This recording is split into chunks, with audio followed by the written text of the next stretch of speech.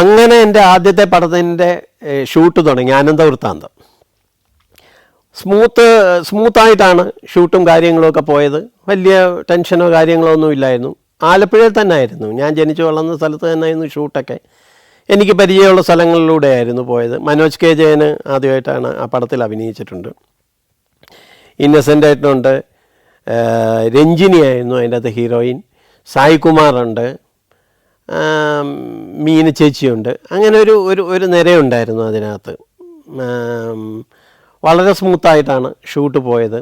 പക്ഷേ ഷൂട്ട് പോകുമ്പോഴത്തേക്കും നമ്മൾ വിചാരിക്കുന്ന ചില അറ്റ്ലസ് ഫിലിമിൻ്റെ അന്ന് വൈശാലി ഫിലിംസിൻ്റെ അവരാണത് റിലീസ് ചെയ്തത്. അവരുടെ സെക്കൻഡ് ഫിലിമായിട്ടാണ് അത് റിലീസ് ചെയ്തത്. പുള്ളിയുടെ ഓഫീസിൽ പോയി, പുള്ളിയുടെ കാര്യങ്ങളൊക്കെ കഴിഞ്ഞു. അങ്ങനെ പടത്തിൻ്റെ റിലീസ് വരുന്നു. ഞാൻ ട്രിവാൻഡ്രത്തു നിന്നാണ് എത്തുന്നത് ആ റിലീസിൻ്റെ സമയത്ത്. ഞാൻ നോക്കുമ്പോഴത്തേക്കെന്ന് വെച്ചാൽ ഫുള്ളാണ്. ഇപ്പോഴത്തെ മാതിരി ആളില്ലാത്ത അവസ്ഥ ഇല്ല സിനിമയ്ക്ക്. അന്ന് പടങ്ങളെല്ലാം ഒരുവിധം ഫുള്ളായിരിക്കും. ഞാൻ നോക്കുമ്പോൾ ആനന്ദവൃത്താന്തം ഫുള്ളായിരുന്നു. ഷേണായിസിൽ ഭയങ്കര ഹൗസ്ഫുള്ളായിട്ട് ആൾക്കാരൊക്കെ തിരിച്ചു പോകുന്ന ഒരവസ്ഥ നമുക്ക് ഭയങ്കര സന്തോഷമായി. പടത്തിന് വലിയ കുഴപ്പമില്ലാത്ത ഒരു റിപ്പോർട്ടും ഉണ്ടായിരുന്നു. അന്ന് എല്ലാവരും ഹാപ്പിയാണ്, ഡിസ്ട്രിബ്യൂട്ടർ ഹാപ്പിയാണ്, പ്രൊഡ്യൂസർ ഹാപ്പിയാണ്. അങ്ങനെ ഇരിക്കുമ്പോഴത്തേക്ക് രാത്രിയിൽ ഈ ഹാപ്പിനെസ് കൂടുമല്ലോ. കൂടി കഴിയുമ്പോഴത്തേക്ക് ചെറിയ വെള്ളവടികളും ഒക്കെ ഉണ്ടായിരുന്നു. തിരിച്ചെന്നെ കൊണ്ടാക്കാൻ വേണ്ടിയിട്ട് അറ്റ്ലസിൻ്റെ മാനേജർ, പുള്ളിയുടെ ബ്രദറിൻലോ, അപ്പോൾ അവരെയൊന്നും എനിക്കറിയത്തില്ല. ബ്രദറിൻലോ എന്ത് ചെയ്യുന്നതെന്ന് വെച്ചാൽ ആ ബ്രദറിൻലോയുടെ 2 ഫ്രണ്ട്സിനെ കൂടി കയറ്റി. അപ്പം ഞാൻ പറഞ്ഞില്ല, ഞാൻ പൊക്കോളാം എന്ന് പറഞ്ഞു. എനിക്കൊരു വണ്ടി എടുത്ത് തന്നാൽ മതി, ഞാൻ ആലപ്പുഴയ്ക്ക് പൊക്കോളാം എന്ന്. ഇല്ല ഞങ്ങൾ കൊണ്ടാക്കും ആലപ്പുഴയ്ക്ക് എന്ന് പറഞ്ഞു. അല്ല, ഞാൻ പറഞ്ഞത് നിങ്ങളെന്തിനു കൊണ്ടാക്കുന്നത്? അല്ല, ഞങ്ങളോട് കൊണ്ടാക്കാം എന്ന് പറഞ്ഞു. ഈ ഫ്രണ്ട്സ് വന്ന തൃപ്പൂണിത്തറന്ന് അവരൊന്നും ഞാൻ എൻ്റെ ജീവിതത്തിൽ കണ്ടിട്ടില്ല. ഈ മാനേജർ തന്നെ അന്നാണ് ഞാൻ കാണുന്നത്. അങ്ങനെ ഒരു ഓളമായിട്ട് ഒരു രാത്രിയിൽ 12 മണിയായിട്ടുണ്ട്. എറണാകുളത്തും തിരിച്ച് ചേർത്തല ആയപ്പോഴത്തേക്ക് ഏതോ ഒരു സൂപ്പർ ഫാസ്റ്റിന് അംബാസഡർ കാറാണ്, സൂപ്പർ ഫാസ്റ്റിന് സൈഡ് കൊടുക്കുകയോ എന്തോ ചെയ്ത്, ഇത് സൈഡിലൊരു ഈ ഉന്തിക്കൊണ്ട് പോകുന്ന വണ്ടികൾ ഇഷ്ടം പോലുള്ള സ്ഥലമായിരുന്നു ഈ ആലപ്പുഴ ചേർത്തല എന്നൊക്കെ പറഞ്ഞ്. എന്തോ ചരക്കൊക്കെ കയറ്റിയിട്ടൊരു ചെറിയ ഒരു ഉന്തുവണ്ടി അവിടെ നിർത്തിയിട്ടിരുന്നു. അതിനിട്ട് ഈ കാർ ഇടിച്ചിട്ട് പിന്നെ എൻ്റെ ഒരു ഓർമ്മ കാണുന്നതെന്ന് വെച്ചാൽ ഇത് റോഡിൽ നിന്ന് വിട്ടങ്ങനെ പോവുകയാണ്. ഈ ഇടിയോട് എന്ത് ചെയ്യുന്നത് വെച്ചാൽ ഈ ഡ്രൈവർ പുറത്ത് പോയിട്ട് ഈ കാറിങ്ങനെ പോവുകയാണ്. ഏതിലോ വഴിയൊക്കെ പോയി എവിടെയോ കുടുങ്ങി ഒരു കുളം, വറ്റിക്കിടക്കുന്നൊരു കുളമുണ്ട് അവിടെയൊക്കെ. അതിനകത്തേക്ക് ഇത് മറിഞ്ഞു. അതിന് മുമ്പ് എവിടെയോ തെങ്ങിനിട്ട് ഇടിച്ചിട്ടുണ്ട്. ഇടിച്ചിട്ട് മറിഞ്ഞ് ഈ വെപ്രാളത്തിന് നമുക്കിത് അറിയുന്നുണ്ട്. ഞാൻ ചെറിയൊരു ഓർമ്മ ഒന്ന് നോക്കുമ്പോഴത്തേക്കെന്ന് വെച്ചാൽ എൻ്റെ മുഖത്ത് മൊത്തം ചോര എന്തൊക്കെയാണ്, കരച്ചിലുകളുണ്ട് ഇതിനകത്ത്. ഞാൻ വിചാരിച്ചു എനിക്കെന്തോ കുഴപ്പമായി എന്ന് മനസ്സിലായി. ഞാൻ തള്ളിയപ്പം ബാക്കിലെ ഡോറങ്ങ്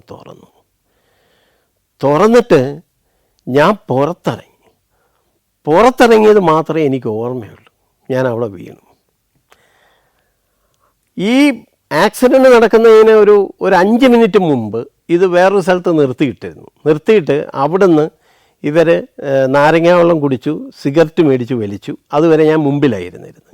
ഞാൻ ഇറങ്ങി ബാക്കിലിരുന്നിരുന്നു അതിന് തൊട്ട് മുമ്പ്. എനിക്ക് എന്തൊക്കെയാണ് പറ്റിയെന്ന് അറിയത്തില്ല. ഞാൻ വിചാരിച്ചു ഞാൻ കുഴപ്പത്തിലായി, എന്നെ ഹോസ്പിറ്റലിൽ കൊണ്ടുപോയി.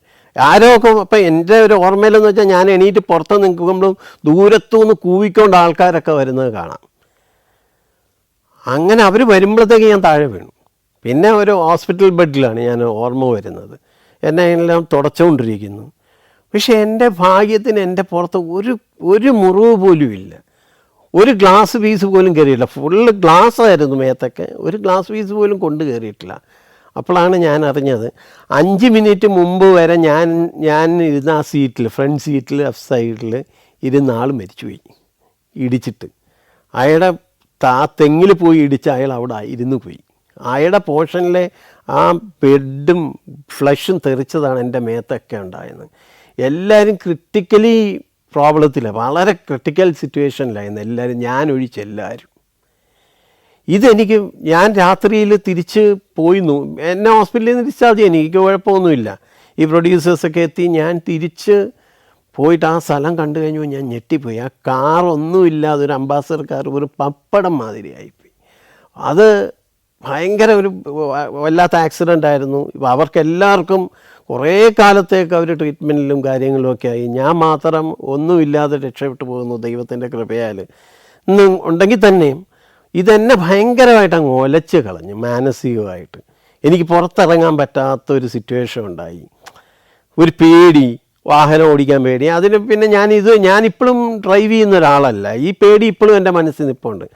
അതാണ് പറയുന്നത്, എന്തോ ഒരു നല്ല കാര്യം വരുമ്പോഴത്തേക്ക് ചിലപ്പോൾ ഒരു ചീത്ത കാര്യം അതിൻ്റെ ഇടയ്ക്കൂടെ ദൈവം കയറ്റി വിടാറുണ്ടെന്ന് പറയുന്നതിൻ്റെ ഒരു ഉദാഹരണമായി ഇപ്പോൾ ഈ അനന്തവൃത്താന്തം എന്ന് പറഞ്ഞ എൻ്റെ ഫസ്റ്റ് പടത്തിൻ്റെ റിലീസ്. ആദ്യ പടമായ അനന്തവൃത്താന്തം കഴിഞ്ഞെങ്കിലും എനിക്ക് ഇൻഡസ്ട്രിയിൽ ഒത്തിരി ആളുകളുമായിട്ട് അങ്ങനെ പരിചയമൊന്നുമില്ലായിരുന്നു. ഞാൻ മുമ്പ് പറഞ്ഞല്ലോ, ഒരു ആക്സിഡൻറ്റ് എന്നെ ഭയങ്കരമായിട്ട് ഉൾവലിക്കുകയും പിന്നെ എന്നെ ഇൻട്രോവേർട്ടായിരുന്നു, എന്നെ പിന്നെയും കുറേ കൂടി ഇൻട്രോവേർട്ടാക്കുകയും ചെയ്തു. പുറത്തിറങ്ങാത്തൊരു സിറ്റുവേഷൻ ഉണ്ടാക്കി. അങ്ങനെ ഇരിക്കുമ്പോഴത്തേക്കാണ് എന്ത് ചെയ്യണം എന്നറിയാതെ പിന്നെയും ട്രിവാൻഡ്രത്തേക്ക് അഭയം കയറി. ആലപ്പുഴയിൽ നിൽക്കാൻ പറ്റത്തില്ല. ആലപ്പുഴയിൽ നിൽക്കാൻ പറ്റത്തില്ലാത്തതിൻ്റെ പ്രധാന കാരണം എന്ന് പറഞ്ഞാൽ, ആ പടത്തിന് ഇവർക്ക് രണ്ടുപേർക്കും, ഈ പ്രൊഡ്യൂസേഴ്സിന്, കഴിഞ്ഞ പടത്തിൻ്റെ പ്രൊഡ്യൂസേഴ്സിന് രണ്ടുപേരുടെയൊക്കെ ഒന്നും അവർക്ക് വേണ്ടി എൻ്റെ ഒരു റിലേറ്റീവിൻ്റെ നിന്ന് ഞാൻ കുറച്ച് പൈസ കടം മേടിച്ച് കൊടുത്തിരുന്നു ഇവർക്ക് പ്രൊഡക്ഷന് വേണ്ടിയിട്ട്. പക്ഷേ ഇവരത് തിരിച്ചു കൊടുക്കാതെ വന്നതോടെ എനിക്ക് നാട്ടിൽ നിൽക്കാൻ പറ്റാതായിപ്പോയി. പിന്നെ ഞാൻ ട്രിവാൻഡ്രത്ത് തന്നെയായി. ഇങ്ങോട്ട് വന്നു കഴിഞ്ഞാൽ അയാളത് ചോദിക്കും, അതുകൊണ്ട് ഇങ്ങോട്ട് വരാൻ പറ്റത്തില്ല. ഇവരാണെങ്കിൽ അത് തരത്തുമില്ല ഇവരെ കൊടുക്കാൻ വേണ്ടിയിട്ട്.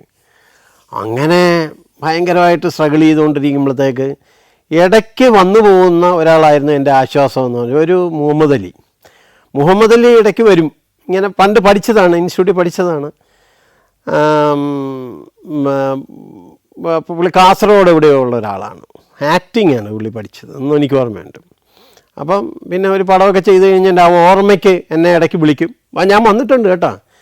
അപ്പോൾ പുള്ളി വരുന്നത് ട്രിവാൻഡ്രത്തെ ഒരു വലിയ ഹോട്ടലിലായിരിക്കും, ഏതെങ്കിലും വലിയൊരു ഹോട്ടലിലായിരിക്കും. അപ്പോൾ പുള്ളി വന്നു എന്നാൽ എനിക്ക് സന്തോഷമാണ്.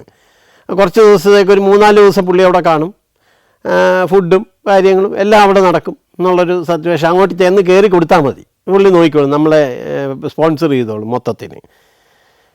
പുള്ളി പിന്നെ പെട്ടി തുറക്കും, വലിയ 2 ബ്രീഫ് കേസൊക്കെ ആയിട്ടാണ് പുള്ളി വരുന്നത്. പെട്ടി തുറക്കുമ്പോൾ നമ്മൾ അന്തിച്ച് പോകുന്നത്, ഫുൾ നോട്ടായിരിക്കും അതിനകത്ത്. അപ്പോഴാണ് എനിക്ക് മനസ്സിലായത് പുള്ളിയുടെ ഇപ്പോഴത്തെ പരിപാടി എന്ന് വെച്ചാൽ കുഴൽപ്പണമാണ് പുള്ളിയുടെ പണി എന്ന് പറയുന്നത്. അപ്പോൾ അതിനകത്ത് ഫുൾ നോട്ടുകൾ അടുക്കി വെച്ച് ഇത് തന്നെ പിന്നെ പീസസ് ആക്കി പുള്ളി ഓരോ സ്ഥലങ്ങളിലേക്ക് എത്തിക്കുക എന്നുള്ളതാണ്. അപ്പോൾ എനിക്ക് ഹാപ്പിയാണ്. എന്നുവെച്ചാൽ ഞാൻ അവിടെ ഇരുന്നാൽ മതി, ഇവൻ പൈസയും കൊണ്ട് പോകും, അവിടെ കൊടുത്തിട്ടൊക്കെ തിരിച്ചു വരും. ഇതെല്ലാം സ്പ്രെഡ് ചെയ്ത് കഴിയുമ്പോൾ പുള്ളി തിരിച്ചു പോകും. പിന്നെയും ഒരു മാസത്തിൽ ഒരു 2 വിസിറ്റ് ഇങ്ങനെ ഉണ്ടാകും. അന്ന് 2 വിസിറ്റിന് 4 ദിവസം ഇവിടെ ഉണ്ടാവും. ഞാൻ 4 ദിവസം സുഖമാണ് എനിക്ക്. അങ്ങനെ ഒരു ദിവസം ഒരു സംഭവം പറയാൻ പോകുന്നു. ഒരു ദിവസം പുള്ളി വന്നിട്ട് ബാ എന്ന് പറഞ്ഞിട്ട് എന്നെ പെട്ടെന്ന് വിളിച്ചു.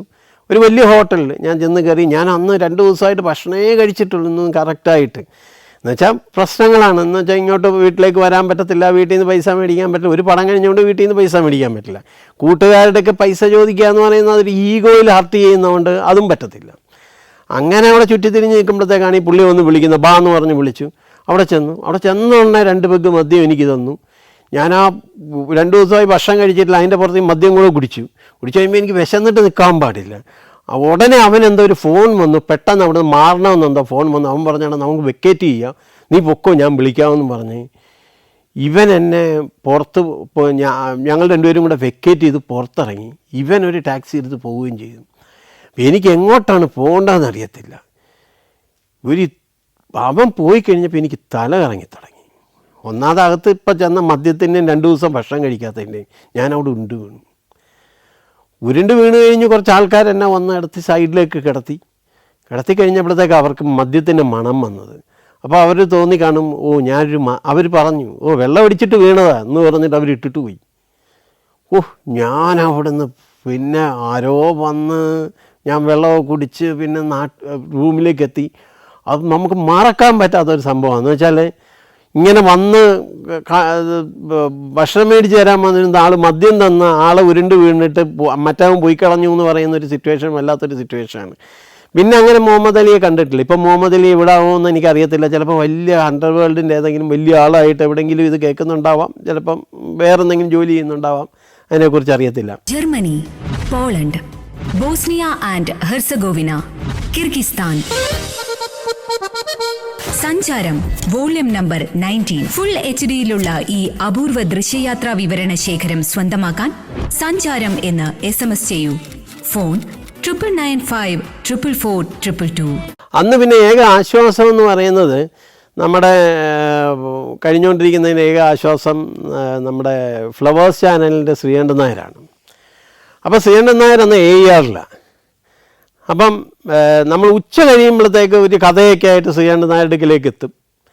അല്ലെങ്കിൽ AER ചെല്ലും. AER ചെന്ന് കഴിഞ്ഞാൽ അവിടുന്ന് ക്യാൻറ്റീനിൽ നിന്ന് ഫുഡൊക്കെ കഴിച്ച് വാചകമൊക്കെ അടിച്ചിരുന്നിട്ട് വൈകുന്നേരം ആകുമ്പോൾ ശ്രീകണ്ഠൻ നായരും ബാച്ചിലർ, അന്ന് ഫാമിലി ആയിട്ടല്ല പുള്ളി താമസിക്കുന്നത്, പുള്ളി ബാച്ചിലർ ലൈഫാണ് അവിടുത്തെ. ബാച്ചിലർ ലൈഫ് എന്ന് വെച്ചാൽ പുള്ളി കല്യാണമൊക്കെ കഴിച്ചിട്ടുണ്ട്, പുള്ളി കുറേ ആൾക്കാരുമൊക്കെ ആയിട്ട് താമസിക്കുകയാണ്. അപ്പോൾ അവിടെ വൈകുന്നേരം ആകുമ്പം കുക്കിങ്ങൊക്കെ സ്റ്റാർട്ട് ചെയ്യും എല്ലാവരും കൂടെ. അപ്പോൾ അവിടുന്ന് കഴിച്ചിട്ടൊക്കെയാണ് ഞങ്ങൾ പിന്നെ പിരിപാടാവുന്നത്. അപ്പം ഒരു കഥ ഡിസ്കഷന് വേണ്ടിയിട്ട് എന്തെങ്കിലും ഒരു കാര്യം ഉണ്ടാക്കി എല്ലാ ദിവസവും വൈകുന്നേരം ഞാൻ എൻ്റെ അവിടെ നിന്ന് ഒരു 10-12 കിലോമീറ്റർ ഉണ്ട്, ഒരു 15 കിലോമീറ്റർ ഉണ്ട് നിയർലി. ഞാനന്ന് താമസിക്കുന്നത് പട്ടത്താണ്, പുള്ളി വേറെ കുറച്ച് ദൂരെയായിട്ടുള്ള സ്ഥലത്താണ്. അപ്പം ഞാനൊരു കാര്യം ഉണ്ടാക്കി 15 കിലോമീറ്റർ അങ്ങോട്ട് ചെന്ന് അവിടുന്ന് ഭക്ഷണം കഴിച്ചിട്ട് രാത്രി ഒരു 10:30-11 മണിയാകുമ്പോഴത്തേക്ക് ലാസ്റ്റ് ബസ്സിന് തിരിച്ച് ഇങ്ങോട്ട് എത്തുക എന്നുള്ളതാണ്. 2 ബസ് കയറിയിട്ട് കറക്റ്റ് ചെയ്ത് ഇവിടെ വരാൻ പറ്റത്തുള്ളൂ, എത്തുക എന്നുള്ളതാണ് സ്ഥിരമായിട്ടുള്ള പരിപാടി എന്ന് പറഞ്ഞു. അങ്ങനെ ഒരു ദിവസം അപ്പം ഞങ്ങൾ സീരിയൽ ദൂരദർശന് കൊടുക്കാമെന്ന് പറഞ്ഞ് ഞാനും ശ്രീകണ്ഠൻ നായരും കൊണ്ടിരുന്നത് ഒരു 1 ലൈനൊക്കെ ഉണ്ടായിക്കൊണ്ടിരിക്കുകയാണ്. ഒരു ദിവസം ഞാൻ ഉച്ചയ്ക്ക് ചെന്ന് അങ്ങനെ ആസ് യൂഷ്വൽ ചെന്നു. അങ്ങോട്ട് പോകാനുള്ള പൈസ എൻ്റെ കയ്യിലുണ്ടായിരുന്നുള്ളൂ. അപ്പം ഞാൻ വിചാരിച്ചതെന്ന് വെച്ചാൽ ഇങ്ങോട്ട് വരാനുള്ള പൈസ ശ്രീകണ്ഠൻ നായരുടെ നിന്ന് മേടിക്കാം എന്ന് വിചാരിച്ചു. ഭക്ഷണമൊക്കെ കഴിച്ച് കഴിഞ്ഞപ്പോഴത്തേക്ക് ശ്രീകണ്ഠൻ നായരുടെ ആരോ ഒക്കെ വന്നു, ഫ്രണ്ട്സൊക്കെ ഉണ്ടായിരുന്നു. പിന്നെ എനിക്ക് ചോദിക്കാനുള്ളൊരു ഈഗോ എൻ്റെ മനസ്സിൽ, ഭക്ഷണം കഴിച്ചു, ഇനി അങ്ങയുടെ പൈസയും ചോദിക്കാമെന്ന് പറഞ്ഞാൽ മോശമല്ലേ എന്ന് വെച്ചിട്ട് ഞാൻ വിചാരിച്ചു ഇറങ്ങി നടക്കാമെന്ന് വിചാരിച്ചു. ഒരു 15 കിലോമീറ്റർ നടന്ന് ഞാൻ രാത്രി എത്തുമ്പോഴത്തേക്ക് നേരം വെളുത്ത് തുടങ്ങുന്നു എന്ന് പറഞ്ഞൊരവസ്ഥയിലേക്ക് എത്തിയിരുന്നു. അതെനിക്ക് നല്ല ഓർമ്മയുണ്ട്. ആ സമയത്ത് ശ്രീകണ്ഠൻ നായർ ഭയങ്കരമായിട്ട് എന്നെ ഹെൽപ്പ് ചെയ്തിട്ടുള്ള ഒരാളാണ്. അങ്ങനെ ഇരിക്കുമ്പോഴത്തേക്ക് ആരെങ്കിലും ദൈവം ഇങ്ങനെ കൊണ്ട് കൂട്ടിമുട്ടിക്കണ്ടേ. അങ്ങനെ ഇരിക്കുമ്പോഴത്തേക്കാണ് കൊട്ടാരക്കരയിൽ നിന്ന് തന്നെയാണ് ഒരു പ്രൊഡ്യൂസർ എന്നെ തിരക്കി വരുന്നതല്ല, ഞാൻ പുള്ളിയെ ആക്സിഡൻ്റലി പരിചയപ്പെടുന്നതാണ്. ഒരു ട്രാവൽ ഏജൻസിയൊക്കെ ഉണ്ടായിരുന്നു പുള്ളിക്ക് ട്രിവാൻഡ്രത്ത് എവിടെയോ. അവിടെ വെച്ച് പുള്ളിയെ പരിചയപ്പെടുകയും പുള്ളിക്കൊരു ചെറിയ പടം ചെയ്താൽ കൊള്ളാം എന്നുള്ള ആഗ്രഹം ഉണ്ട്. പിന്നെ പകുതി നമ്മളങ്ങോട്ട് ഇഞ്ചെക്റ്റ് ചെയ്യുകയും ചെയ്ത് ആ പുള്ളി പറഞ്ഞു എന്നാൽ ഞാൻ ചെയ്യാം എന്ന് പറഞ്ഞു. അപ്പോൾ എനിക്ക് മനസ്സിലായി ഞാൻ ചുമ്മാ ഒരു പടം ചെയ്തിട്ട് കാര്യമില്ല, ഇനി എന്നെ സപ്പോർട്ട് ചെയ്യാൻ പറ്റുന്ന ഒരാളുടെ കൂടെ നിന്നൊരു പടം ചെയ്തിട്ടേ കാര്യമുള്ളൂ, അല്ലാതെ എൻ്റെ കൂടെ നിന്ന് എൻ്റെ ഫ്രണ്ട്സിൻ്റെ ഗ്രൂപ്പിൽ നിന്ന് പടം ചെയ്തിട്ട് ഒരു കാര്യമില്ല എന്ന് എനിക്ക് മനസ്സിലായി. അങ്ങനെ ഇപ്പം എനിക്ക് തോന്നിയിട്ടുള്ള ആ സമയത്ത് ഏറ്റവും കൂടുതൽ പടങ്ങൾ റിലീസായിക്കൊണ്ടിരുന്നത് കല്ലൂർ ഡെന്നീസിൻ്റെയാണ്. അപ്പം ഒരു നമ്പർ തപ്പിയെടുത്ത് ഞാൻ ഡെന്നിച്ചായനെ എങ്ങനെ ഞാൻ വിളിക്കാൻ പൊതുവേ ഇപ്പോഴും അന്നും ഭയങ്കര മോശമാണ്. ആൾക്കാരുമായിട്ട് ഇൻട്രാക്ട് ചെയ്യുക, കയറി പരിചയപ്പെടുക, അങ്ങനെയൊക്കെയുള്ള സന്ദർഭത്തിൽ എനിക്ക് ഭയങ്കര ബുദ്ധിമുട്ടാണ്. ഇപ്പോഴും എന്നെ കൊണ്ട് ഒരാളെ പെട്ടെന്ന് കയറി പരിചയപ്പെടൽ നടക്കത്തില്ല. ഫ്രണ്ട്ഷിപ്പ് ആയാൽ ഞാൻ സംസാരിക്കും, അല്ലെങ്കിൽ വിട്ടും സംസാരിക്കാത്ത ഒരാളാണ് ഞാൻ. അങ്ങനെ ഞാൻ എന്നിട്ടും ഡെന്നിച്ചായനെ വിളിക്കാൻ ഒരു പേടിയുണ്ടേ, ആളെങ്ങനെ റിയാക്ട് ചെയ്യും നമുക്ക് കേട്ടിട്ടല്ലേ ഉള്ളൂ. കല്ലൂർ ഡെന്നീസ് എന്ന് കേൾക്കുമ്പോൾ കുറച്ച് നീളമുള്ളൊരു പേരായതുകൊണ്ട് ഇയാളൊരു ഭയങ്കര ടഫാണോ എന്നൊന്നും നമുക്കറിയത്തില്ലല്ലോ. അങ്ങനെ ഞാൻ വിളിച്ചു കഴിഞ്ഞപ്പോഴത്തേക്ക് വളരെ സോഫ്റ്റായിട്ട് സംസാരിച്ച ഒരാളാണ്. എന്താണ് ഞാൻ പറഞ്ഞു ഇങ്ങനെ ഡെന്നിച്ച എനിക്കൊരു പടം ചെയ്താൽ കൊള്ളാമെന്നുണ്ട്. അവൻ ചെയ്തിട്ടുണ്ടോ? ഇങ്ങനെ കഴിഞ്ഞ പടം ഇതായിരുന്നു. അവിടെ ഭയങ്കര തിരക്കാണ്, എന്നാൽ നോക്കാം എന്ന് പറഞ്ഞു. അപ്പം എല്ലാം ആയിക്കഴിഞ്ഞിട്ട് താൻ വിളിക്ക് എന്ന് പറഞ്ഞു. നമുക്കെന്താവാൻ, ഈ പ്രൊഡ്യൂസർ ഒരാളായി ഇപ്പം അങ്ങനെ പകുതിയായി നിൽക്കുന്നതല്ലേ ഉള്ളൂ. അപ്പം പെട്ടെന്ന് വിളിക്കണ്ടല്ലോ. ഞാനൊരു 2 ആഴ്ച കഴിഞ്ഞപ്പോഴത്തേക്ക് വിളിച്ചു. എന്നുവെച്ചാൽ ഇങ്ങനെ ഒന്നും പറഞ്ഞില്ല. ഒരു പണി ചെയ്തോളൂ, താനൊരു 2-3 ദിവസം കഴിയുമ്പോൾ കയറി ഇങ്ങ് വാ എന്ന് പറഞ്ഞു. അങ്ങനെ ഞാൻ പറയത്തില്ല, ചില ആളുകൾ നമ്മുടെ ജീവിതത്തിലേക്ക് വരുമ്പോൾ അതാണ് നമ്മുടെ വിധി എന്ന് പറയാറുണ്ട് എന്ന് തോന്നുന്നു. എന്നുവെച്ചാൽ ഈ കല്ലൂർ ഡെന്നീസിനെ പരിചയപ്പെട്ടതായിരുന്നു എൻ്റെ ജീവിതത്തിൻ്റെ ഏറ്റവും നല്ല ഒരു വിധി എന്ന് പറയുന്നത്. ഇപ്പം നമ്മുടെ ഫെയ്ത്ത് എന്നൊക്കെ പറയുന്ന അതെന്ന് പറയുന്നത് നമ്മൾ ആരെ കാണുക അല്ലെങ്കിൽ അയാളെ പരിചയപ്പെടുക, അയാളുമായിട്ട് ഇൻട്രാക്ട് ചെയ്യുക എന്നുള്ളതാണ് നമ്മുടെ ജീവിതം മാറ്റിമറിക്കുന്ന ഒരു സന്ദർഭം എന്ന് പറയുന്നത്. അങ്ങനെ ഞാൻ പുള്ളിയെ പോയി കണ്ടു. അപ്പം പുള്ളിയെ ചെന്ന് കണ്ടപ്പോഴത്തേക്കെന്ന് വെച്ചാൽ പുള്ളിയുടെ ഒരു അവസ്ഥ എന്ന് പറയുന്നത് ഭയങ്കരമാണ്. എന്ന് വെച്ചാൽ വലിയ ടേബിൾ വെച്ചിട്ട് അതിനകത്ത് 4 പീസായിട്ട് വെച്ചിരിക്കുകയാണ്. ഒരു സ്ക്രിപ്റ്റ് എഴുതിയത് ഒരു പോർഷൻ, അടുത്ത സ്ക്രിപ്റ്റ്. ഈ 4 പടത്തിൻ്റെ ഷൂട്ടിംഗ് അവിടെ നടന്നുകൊണ്ടിരിക്കുകയാണ്. ഈ 4 പടത്തിൻ്റെയും സാധനങ്ങൾ എഴുതി വെക്കുക, ഇത് ആൾക്കാർ എടുത്തുകൊണ്ട് പോവുക, ഫാക്ടറി മാതിരിയാണ്. അപ്പോൾ പുള്ളിക്ക് സംസാരിക്കാൻ പോലും സമയമില്ലാത്ത ഒരാളാണ്. അപ്പോൾ അവിടെ ചെന്ന് നിന്നു. അപ്പോൾ വളരെ നന്നായിട്ട് സംസാരിക്കുന്ന ഒരാൾ. അപ്പം വൈകുന്നേരം ആയപ്പോഴത്തേക്ക് എന്തൊക്കെ ചോദിച്ചു, ഇതൊക്കെ പറഞ്ഞു. ഇങ്ങനെ ഞാൻ ചോദിച്ചു പ്രൊഡ്യൂസർ ഇവിടെ ഉള്ളതാണ്, ഞാൻ പറഞ്ഞു ഇങ്ങനെ ഇവിടെ ഉള്ളതാണ്, കൊട്ടാരക്കര ഉള്ളതാണ്, പൈസയൊക്കെ ഉണ്ട്. ഞാൻ പറഞ്ഞു കുറച്ച് പൈസയൊക്കെ ഉണ്ട് എന്ന് തോന്നുന്നു എന്ന് പറഞ്ഞു. വേറെ അതിൻ്റെ ഇടയ്ക്ക് എഴുത്ത് കാര്യങ്ങളൊക്കെ നടക്കുന്നുണ്ട്, വളരെ വന്നു പോകുന്നുണ്ട്. അങ്ങനെ പറഞ്ഞു തനിക്കിന്ന് പോകണോ എന്ന് ചോദിച്ചു. പറഞ്ഞു എനിക്കെന്തിന് പോകണം, എനിക്ക് പോകേണ്ട ഒരു കാര്യമില്ലല്ലോ, എവിടേക്കോട്ട് പോകാനാണ്. ഞാൻ പറഞ്ഞു എനിക്ക് നിർബന്ധമൊന്നുമില്ല, പോകണ്ട, എന്നാൽ ഒരു പണി. അപ്പം പുള്ളി സ്ഥിരമായിട്ട് താമസിക്കുന്നത് മാതാ ടൂറിസ്റ്റ് ഹോമിലാണ്. ഈ മാതാ ടൂറിസ്റ്റ് ഹോമിൻ്റെ പുള്ളിയുടെ 111 അങ്ങനെ എന്തോ റൂമിൻ്റെ ആണ്, ഞാൻ മറന്നുപോയി, 111 ആണെന്ന് തോന്നുന്നു. അതിൻ്റെ അടുത്ത് തന്നെ താഴെ വിളിച്ച് പറഞ്ഞിട്ട് അതിൻ്റെ കീങ് കൊണ്ടുവരാൻ പറഞ്ഞു. കീ മേടിച്ചിട്ട് എൻ്റെ കയ്യിലേക്ക് തന്നു. ആ മേടിച്ച് തരലെന്ന് പറയുന്നത് എൻ്റെ ജീവിതത്തിൻ്റെ ഏറ്റവും വലിയൊരു ടേണിംഗ് പോയിൻ്റ് ആയിരുന്നു. പിന്നെ ഞാൻ തിരിച്ച് ട്രിവാൻഡ്രത്തേക്ക് പോയിട്ടില്ല എന്നുള്ളതാണ് സത്യം. എൻ്റെ പഴയ സാധനങ്ങൾ അവിടെ ഒരു സാധനം പോലും ഞാൻ എടുത്തിട്ടില്ല. ഇപ്പോഴും എൻ്റെ ഗ്രാജുവേഷൻ എന്താ പറയുന്നത് ഡിഗ്രി സർട്ടിഫിക്കറ്റ് എവിടെ ഉണ്ടെന്നും എനിക്കറിയത്തില്ല. അതെല്ലാം അതോടങ്ങ് പോയി. ഞാൻ അതെല്ലാം ഉപേക്ഷിച്ച് കളഞ്ഞു എന്നുള്ളതാണ് സത്യം. പിന്നെ ഞാൻ തിരിച്ചു പോയില്ല. അങ്ങനെ നേരെ ആ റൂമിനകത്ത് പറഞ്ഞു, ഇരുന്നു. രാവിലെ ആയപ്പോൾ ഞാൻ വേണ്ടി വന്നിടോ അങ്ങനെ ഒന്ന് വിളിക്കുക, പ്രൊഡ്യൂസറൊന്ന് വരാൻ എന്ന് പറഞ്ഞു. അങ്ങനെ വിളിച്ചു വന്നു. ആൽവിൻ ആൻ്റണി, ഇപ്പോഴത്തെ പ്രൊഡ്യൂസറായിട്ടുള്ള ആൽവിൻ ആൻ്റണിയാണ് അന്ന് പ്രൊഡക്ഷൻ്റെ കാര്യങ്ങളൊക്കെ നോക്കുന്നത്. ആൽവിൻ ആൻ്റണിയെ വെക്കടോ, അയാൾ നല്ലതാണ് എന്ന് പറഞ്ഞു. ആൽവിൻ ആൻ്റണിയെ വിളിച്ചിരുത്തിയിട്ട് എല്ലാ പടപടയെന്ന് ഓപ്പറേറ്റ് ചെയ്ത് ഒരു 15 ദിവസത്തേക്ക് നമുക്ക് ഷൂട്ടിങ് തുടങ്ങാം. അപ്പം ഡെന്നിച്ചാൻ്റെ കൂടെ ഒരു കുഞ്ഞുമോനുണ്ട്. കുഞ്ഞുമോൻ്റെയൊക്കെ പറഞ്ഞു, എടോ നമുക്കൊരു കഥ എന്ന് പറഞ്ഞിട്ടൊരു കഥയുടെ എലിമെൻറ്റും പറഞ്ഞു. മുകേഷെ വിളിച്ച് പറഞ്ഞു. എല്ലാം ഇത്ര ഫാസ്റ്റായിട്ട് ഒരു കമ്പ്യൂട്ടറിലൊക്കെ നമ്മൾ ചെയ്യുമ്പം ഒരു കാൽക്കുലേഷൻ ഇപ്പം ചെയ്യുന്ന മാതിരി തന്നെ, ഒരു എക്സലിലൊക്കെ വർക്ക് ചെയ്യുന്ന മാതിരി തന്നെ പുള്ളി പെട്ടെന്ന് അതെല്ലാം ഓപ്പറേറ്റ് ചെയ്ത് ഇങ്ങനെയൊക്കെ പറഞ്ഞു. എല്ലാവർക്കും അഡ്വാൻസ് കൊടുക്കാനുള്ളവർക്ക് കൊടുക്കണം എന്നൊക്കെ പറഞ്ഞു. അന്നേരം തന്നെ ഡിസ്ട്രിബ്യൂട്ടറെ ആക്കുകയാണ്. ഒരു സൂരി മൂവീസ് സ്വാമിയെ വിളിച്ചു പറഞ്ഞു, സ്വാമി ഈ പടം ഡിസ്ട്രിബ്യൂഷൻ എടുക്കണമെന്ന് സ്വാമിയെ എടുത്ത് എല്ലാം ഒരു ദിവസം കൊണ്ട് സെറ്റ് ചെയ്തു. 1-2 ദിവസം കൊണ്ട് പുള്ളി എല്ലാം സെറ്റ് ചെയ്തു. ഞാൻ പിന്നെ തിരിച്ചു പോയില്ല. താൻ ഇവിടെ വന്ന് കൊഞ്ചുമോൻ്റെ കൂടെ അവിടെ നിന്നു എന്ന് പറയുകയും ചെയ്തു. ഞാൻ അവിടെ തന്നെ അങ്ങ് നിൽക്കുകയും ചെയ്തു.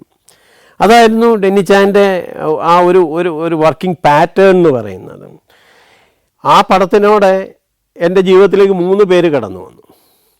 ഒന്ന് കല്ലൂർ ഡെന്നീസ്, രണ്ടാമത്തെ ആൾ അനിൽ ബാബു എന്ന് ലേബലിൽ വന്ന ബാബു എന്ന് പറയുന്നത്, ബാബു നേരത്തെ പടം ചെയ്തിട്ടുണ്ട്. ബാബുവിൻ്റെ പേര് PRS ബാബു എന്നുള്ള ആയിരുന്നു. അപ്പോൾ ബാബു 2 പടം ഓൾറെഡി ചെയ്തിട്ടുള്ള ആളാണ്. അപ്പോൾ PRS ബാബു കല്ലൂർ ഡെന്നീസിനെ കാണാമെന്ന് എന്തോ ആവശ്യമായിട്ട് വന്നതാണ്.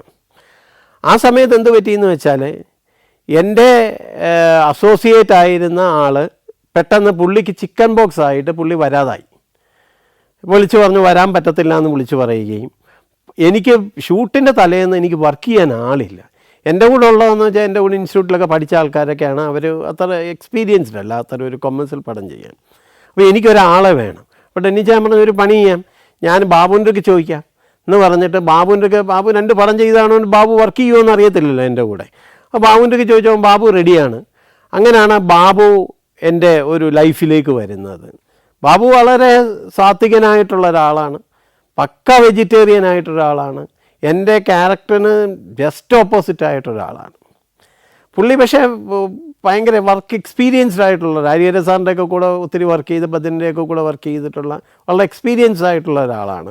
അതെനിക്ക് വളരെ സഹായമായി. പിന്നെ വന്നത് കൽപ്പനയാണ്. ആ പടത്തിനോടെ 3 പേരാണ് ലൈഫിലേക്ക് വന്നത്. തേർഡായിട്ട് വന്നത് കൽപ്പനയാണ്. കൽപ്പന ഞാൻ അതിന് മുമ്പ് കണ്ടിട്ടില്ല, ആ പടത്തിനാണ് കാണുന്നത്. അപ്പം ആൽവിനെ എന്നെ വിളിച്ച് പറഞ്ഞു കൽപ്പന ലൊക്കേഷനിലേക്ക് എത്തുന്നു. ഷൂട്ട് വന്നു കുറേ ദിവസം കഴിഞ്ഞിട്ടാണ് ലൊക്കേഷനിലേക്ക് എത്തുന്നു. ലൊക്കേഷനിലേക്ക് എത്തിക്കഴിയുമ്പോഴത്തേക്കെന്ന് വെച്ചാൽ അതിന് മുമ്പ് പറയേണ്ട ഒരു കാര്യമെന്ന് വെച്ചാൽ ആ പടത്തിൽ അഭിനയിക്കുന്ന മുകേഷാണ്. മുകേഷ്, സൈനുദ്ദീൻ, പടത്തിൻ്റെ പേര് പോസ്റ്റ് ബോക്സ് നമ്പർ 27 എന്നായിരുന്നു ഇട്ടിരുന്ന പേര്. പോസ്റ്റ് ബോക്സ് നമ്പർ 27 എന്നുള്ള പടത്തിൽ മുകേഷുണ്ട്, സൈനുദ്ദീനുണ്ട്, മാമുക്കോയുണ്ട്, അങ്ങനെ ഒരു ഗ്രൂപ്പ് ഓഫ് ആൾക്കാർ ഉള്ളൊരു പടമാണ്. ഒരു ചെറിയ ഹ്യൂമർ സബ്ജക്റ്റാണ്. അതിനകത്തേക്കാണ് ഈ കൽപ്പനയെ വന്ന് ജോയിൻ ചെയ്യുന്നത്. കൽപ്പന വന്ന് ജോയിൻ ചെയ്യുന്നതോടെന്ന് പറയുന്നതെന്ന് വെച്ചാൽ കൽപ്പന വന്നു ജോയിൻ ചെയ്തു, ഷൂട്ട് തുടങ്ങാൻ പോകുന്നു. അപ്പം ബാബു പോയി, ബാബു കഥയൊന്ന് പറഞ്ഞുതരേന്ന് വന്നു. സാധാരണ ബാബുവാണ് എല്ലായിടത്തും പ്രസൻറ്റ് ചെയ്യാറ്, ഞാൻ ആർട്ടിസ്റ്റ് സെൻറ്ററിലേക്ക് പ്രസൻറ്റ് ചെയ്യാറുള്ളത് സാധാരണ. അപ്പോൾ ബാബു പോയി പ്രസൻറ്റ് ചെയ്തിട്ട് വന്നു, അല്ല ചെറിയ പ്രശ്നമുണ്ട്, അത് കഥ നേരത്തെ പറഞ്ഞില്ല എന്ന് പറയുന്നു, ഈ ക്യാരക്ടർ അവർക്കൊരു ബുദ്ധിമുട്ടുണ്ടെന്ന് പറയുന്നു. അപ്പം ഞാൻ ചോദിച്ചു എന്താ ബുദ്ധിമുട്ടെന്ന് പറഞ്ഞാൽ അത് ഈ മാമുക്കോയുടെ വൈഫാവാൻ പുള്ളിക്കാരിക്കൊരു ബുദ്ധിമുട്ടുണ്ടെന്ന് പറയുന്നു. അപ്പം ഞാൻ പറഞ്ഞു അത് നേരത്തെ അവർ പറഞ്ഞില്ലല്ലോ, അപ്പം നമുക്കറിയത്തില്ലല്ലോ ഇങ്ങനത്തെ ഇഷ്യൂസ് ഉണ്ടോ എന്നുള്ളത് കാര്യം നമുക്കറിയത്തില്ലല്ലോ. പക്ഷേ പിന്നെ അവർ വീട്ടിൽ വിളിച്ച് ചോദിക്കുകയും കാര്യങ്ങളുമൊക്കെ ചെയ്ത് അത് സോൾവ് ആവുന്നു. അങ്ങനെ ആ പടത്തിൻ്റെ വർക്ക് വലിയ കുഴപ്പമുണ്ടെന്ന് വെച്ചാൽ പടം ഒരു വലിയ ബഡ്ജറ്റ് പടം മാതിരിയായി. വലിയ ബഡ്ജറ്റ് പടം മാതിരിയായെന്ന് വെച്ചാൽ പ്രൊഡ്യൂസറുടെ പൈസ തീർന്ന് പോയിക്കൊണ്ടിരുന്നിരുന്നു. തീരുന്നതനുസരിച്ചെന്ന് വെച്ചാൽ അവിടെ ബ്രേക്ക് ചെയ്യും. ഫിനാൻഷ്യൽ ഭയങ്കര സ്ട്രഗിൾ വന്ന പടമാണ്. എനിക്ക് തോന്നുന്നു ഓൾ ലൈഫിലെ ഭയങ്കരമായിട്ട് ഫിനാൻഷ്യൽ സ്ട്രഗിൾ വന്ന പടം അതാണ്.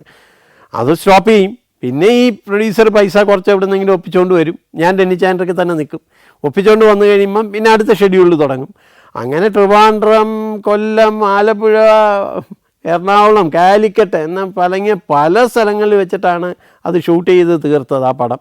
പക്ഷേ എനിക്ക് ആ പടം കൊണ്ട് കിട്ടിയതെന്ന് വെച്ചാൽ എൻ്റെ ലൈഫിൽ 3 പില്ലേഴ്സായിട്ടുള്ള 3 പേര് എൻ്റെ ലൈഫിലേക്ക് വന്ന് പെട്ടു ആ പടം കൊണ്ടെന്നുള്ളതാണ്.